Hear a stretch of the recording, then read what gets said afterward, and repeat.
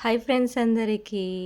ఆటోలకి gas అయితే ఇలా పడతారు ఫ్రెండ్స్ పట్టేది. స్టార్టింగ్‌లో నేర్చుకున్న ఆటో తీసుకున్న కొత్తలో అయితే అక్కడ కొంచెం చెమ్మవుతా ఉన్నిందనమాట. నాకు భలే భయమేసేది. గ్యాస్ లీక్ అయిపోయిందేమో, గ్యాస్ లీక్ అయిపోయిందని మనం మన ఇంట్లో ఒక స్మెల్ చూస్తాం కదా! అలా చూసేదాన్ననమాట. వాళ్ళకి ఫస్ట్ భయపడేదాన్ని. వాళ్ళు గ్యాస్ పడతారు కదా! వాళ్ళని అడిగినాను, ఇలా ఎందుకు చెమ్మవుతుంది? ఇలా లీక్ అయినట్టుగా ఉంది. ఎందుకుంటుందంటే, ఇది మంచు కాలము అలానే ఉంటుంది అనేసని చెప్పినారు. ఆ సిలిండర్ దగ్గరంతా చెమ్మగా వాటర్ కారినట్టుగా ఉంటుంది. కానీ స్మెల్ అయితే రాదు. చాలా భయపడిపోయేదాన్ని ఫస్ట్‌లో అయితే. మళ్ళా తెలుసుకున్న తర్వాత మళ్ళా నేను ఓకే. ఇంక భయం లేదనేసని అనుకున్నాననమాట. అంటే అందరికీ అన్నీ తెలియవు కదా! నాకు అది తెలియలేదు ఫస్టు.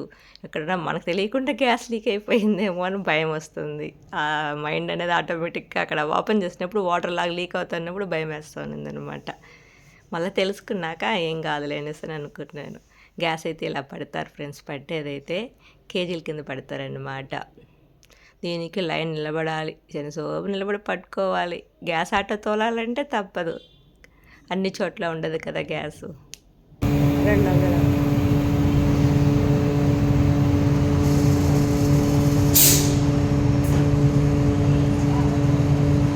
2 కేజీలు.